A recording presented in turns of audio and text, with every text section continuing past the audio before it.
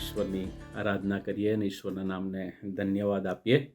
Right, આ સુંદર સવારે, વિશ્રામવારની સવારે ઈશ્વરના નામને ધન્યવાદ આપીએ છીએ અને ઈશ્વરની આરાધના કરીએ છીએ. આજે જે વચનોમાંથી આપણે ઈશ્વરનું વચન જોવા માગીએ છીએ એ તો તમે મારી સાથે શાસ્ત્ર ઉઘાડશો તો ફિલિપિયોનો પત્ર એનો 4થો અધ્યાય અને 13મી કલમ. રાઈટ, નાનપણથી આપણે આ વચન શીખતા આવ્યા છે, સમજતા આવ્યા છે, મોઢે કરતા આવ્યા છે. રાઈટ, અને એ તો છે જે મને સામર્થ્ય આપે છે એની સહાયથી હું બધું જ કરી શકું છું. રાઈટ, કોણ કહે છે? પાઉલ કહે છે. કોને કહે છે?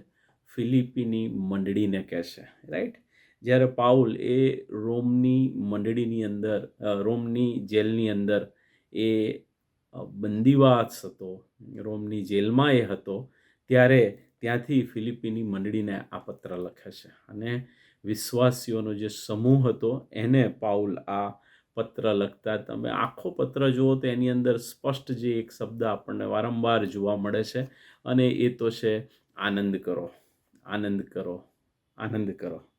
રાઈટ, આરંભથી અંત સુધી આપણને એ શબ્દ વારંવાર પાઉલ ત્યાં રિપીટ કરતો જોવા મળે છે. એની પાછળનું કારણ એ છે કે પાઉલ જાણતો હતો કે આપણે જે જીવન જીવીએ છીએ એની અંદર આપણે આનંદ જ કરીએ એવું કોણ ઈચ્છે છે?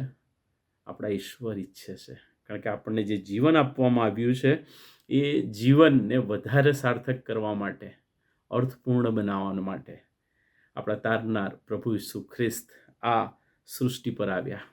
એ સારું કે જે કોઈ એના નામ પર વિશ્વાસ કરે એનો નાશ ન થાય પણ શું પામે?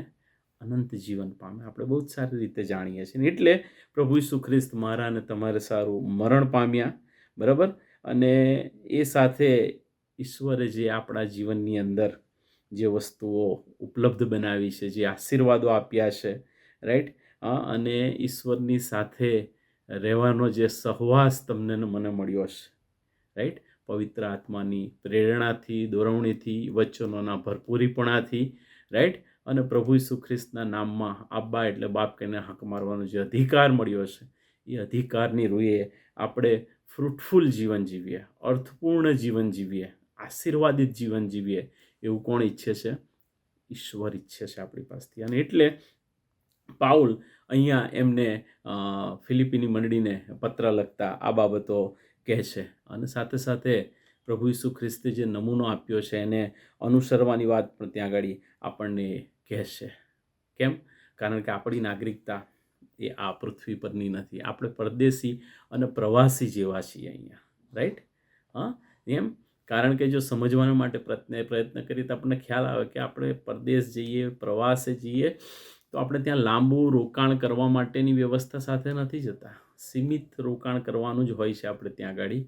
સીમિત ટાઈમ પૂરતા જ આપણે ત્યાં હોઈએ છીએ, પછી તો પાછું ઘરે પરત ફરવાનું હોય છે. રાઈટ, અને એવી જ રીતે વલાઓ આપણે સ્વર્ગના નાગરિક છીએ અને એટલે ઈશ્વરે એમના આયોજનમાં આપણને આ પૃથ્વી પર મોકલ્યા છે.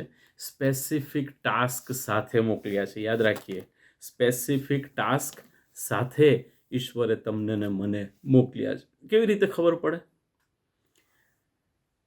જો આપણે ઈશ્વરના વચનોમાંથી એ મહાન સેવકો થઈ ગયા જે તમારી ને મારી જેમ એક સામાન્ય વ્યક્તિઓ જ હતા, પણ ઈશ્વરે એમના મહિમાને અર્થે એમના કાર્યને માટે એમનો ઉપયોગ કર્યો. રાઈટ, ઈશ્વરે નૂહને શું કીધું? વાણ બાંધ. કેમ? કારણ કે પરિસ્થિતિ વિપરીત આવવાની હતી. અને ઈશ્વરે એકને જ કીધું, બધાને ના કીધું, ઘણા બધાને ના કીધું, મોટા સમૂહને ના કીધું. ઈશ્વરે નૂહને તૈયાર કર્યો. કેમ? કારણ કે નૂહ એ ઈશ્વર સાથે એ એટલો વ્યક્તિગત સંબંધમાં હશે, ઈશ્વરનું એ સાંભળતો હશે, ઈશ્વરનું એ સાંભળતો હશે, એટલા માટે ઈશ્વરે એને એ કીધું. એનાથી આગળ વધીને આપણે જોઈએ તો આપણને ખ્યાલ આવે ઈશ્વરે ઇબ્રાહિમને પસંદ કર્યો. એ ઉર દેશની અંદર ઈશ્વરથી દૂર વિમુખ હતો, ત્યાંથી ઈશ્વરે એને પસંદ કર્યો. એનાથી આગળ વધીએ તો આપણને ખબર પડે કે ઈશ્વરે મૂસાને પસંદ કર્યો. ક્યાં રહેતો હતો? રાજમહેલમાં. રાજમહેલમાં. કોના? ફારૂનના રાજમહેલમાં, મિસરમાં રહી રહેલો હતો. ઈશ્વરે ત્યાંથી એને સ્પેસિફિક ટાસ્કને માટે પસંદ કર્યો. તમે હું બહુ જ સારી રીતે જાણીએ છીએ, રાઈટ. એ સમગ્ર ઇસરાયેલ પ્રજા જ્યારે મિસરમાં ગુલામીમાં હતી ત્યાંથી બહાર લાવવાને માટે ઈશ્વરે એને પસંદ કર્યો. એનાથી આગળ જોઈએ તો આપણને ખબર પડે ઈશ્વરે દાઉદને પસંદ કર્યો, બીજા ઘણા બધાને પસંદ કર્યા છે, પણ આપણે મુખ્ય પાત્રો જો જોઈએ તો આપણને ખ્યાલ આવે ઈશ્વરે દાઉદને પસંદ કર્યો.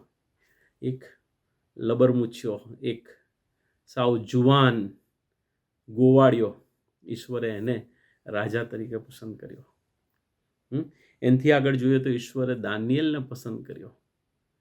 હા, અને બાબેલના બંદીવાસ દરમિયાન, સમગ્ર બંદીવાસ દરમિયાન દાનિયેલે એ આગેવાની આપી.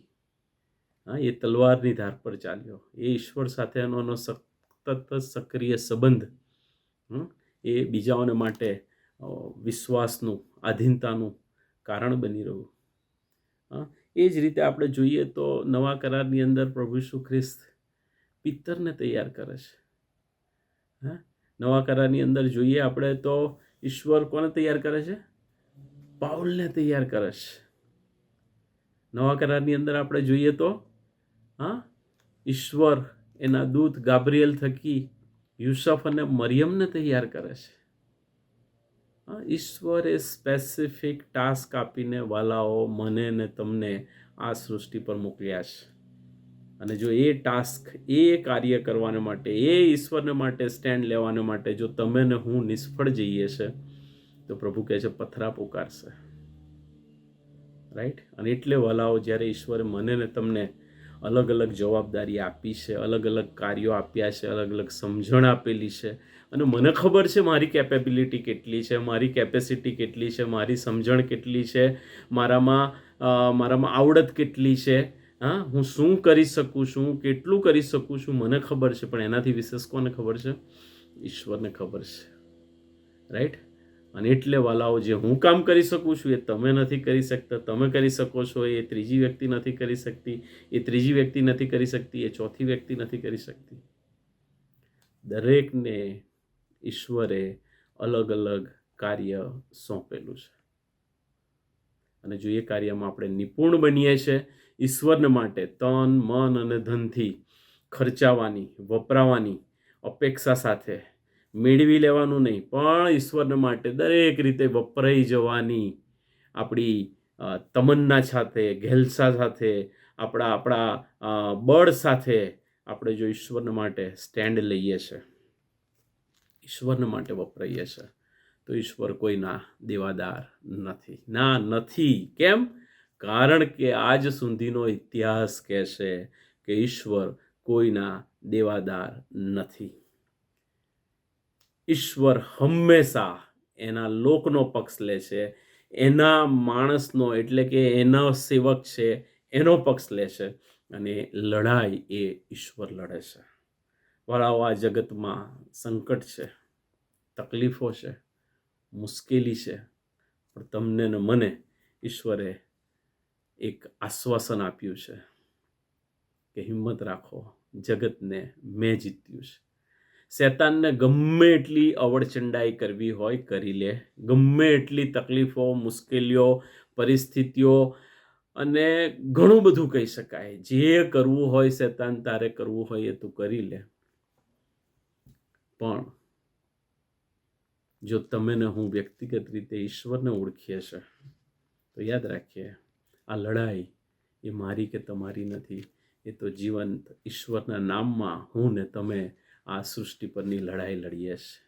નો ડાઉટ પરિસ્થિતિ, સંજોગો બદલાતા રહે, અનુભવો પણ બદલાતા રહે, કાર્યશૈલી અને આપણી સમજણ પણ બદલાતી રહે, પણ જો ઈશ્વર સાથેનો આપણો વચનોની અંદરનો સમજણ જે ઈશ્વરે આપી છે એ આપણી પાસે બહુ જ ક્લિયર છે. પવિત્ર આત્માનું ભરપૂરીપણું આપણી પાસે છે.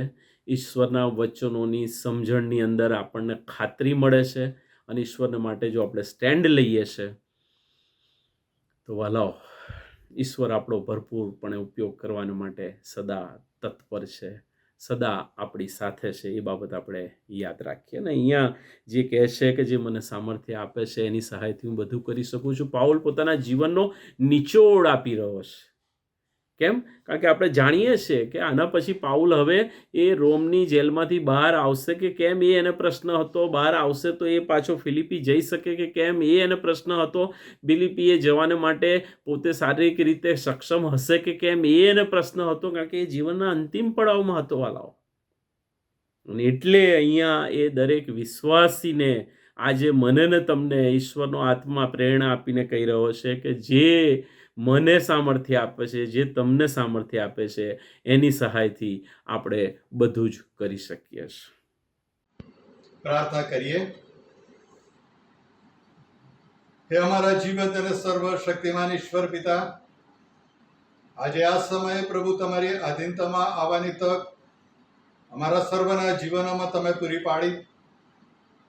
અને પ્રભુ, એ ફિલિપીઓના મંડળીને નિર્દેશ કરીને પ્રેરિતે જે વચનો કહ્યા, એ વચનો સંબંધી વિચારવાનો તક સર્વને તમે આપી, તેના માટે અમે તમારો પુષ્કળ આભાર માનીએ છીએ. એ વચનોમાંથી નીકળતી બાબતો અમારા હૃદયને સ્પર્શે અને પ્રભુ અમે એ બાબતોને અમારા જીવનમાં ઉતારીએ અને અમે અમારા જીવતા ઈશ્વર પ્રભુ ઈસુ ખ્રિસ્તને વળગી રહીએ અને એની સાથે ચાલીએ, કે જેથી કરીને અમારા જીવનોમાં ઈશ્વર મારફતે, પવિત્ર આત્મા મારફતે જે દોરવણી પ્રાપ્ત કરવાની છે, જે કાર્યો પ્રાપ્ત કરવાના છે, જે વ્યવહારો પ્રાપ્ત કરવાના છે, એ બધાની અંદર અમારો ઈશ્વર અગ્રેસર બને. તેના માટે અમે અમારા જીવનોને તમારા હાથમાં સોંપીએ છીએ. તમારું વચન કહે છે કે તમે તમારા જીવનોનું જીવતું, પવિત્ર અને ઈશ્વરને પસંદ પડે એવું અર્પણ કરો. પ્રભુ, અમારું એ અર્પણ સ્વીકારો અને અમારા જીવનોનો ઉપયોગ તમારા મહિમાના અર્થે કરો. એ જ અમારી પ્રાર્થના. અમારા જીવંત અને પરમેશ્વર પ્રભુ ઈસુમાં તમે સાંભળો. આમેન. ઓ આકાશમાં અમારા બાપ, તમારું નામ પવિત્ર મનાવ, તમારું રાજ્ય આવો, જેમ આકાશમાં તેમ પૃથ્વી પર તમારી ઈચ્છા પૂરી થાવ. દિવસની અમારી રોટલી આજ અમને આપો, અને જેમ અમે અમારા ઋણીઓને માફ કર્યા છે તેમ તમે અમારા ઋણો અમને માફ કરો. અમને પરીક્ષણમાં ન લાવો, પણ ગુંડાઈથી અમારો છૂટકો કરો. કેમ કે રાજ્ય તથા પરાક્રમ તથા મહિમા સર્વકાળ સુધી તમારા છે. આમેન. અને હવે આપણા તારનાર પ્રભુ ઈસુ ખ્રિસ્તની કૃપા, ઈશ્વર પિતાનો પ્રેમ અને પ્રભુ પવિત્ર આત્માની દિવ્ય અને મધુર સંગત આપણ સર્વની સાથે હમણાંથી સદા સર્વકાળ સુધી હોજો. આમેન.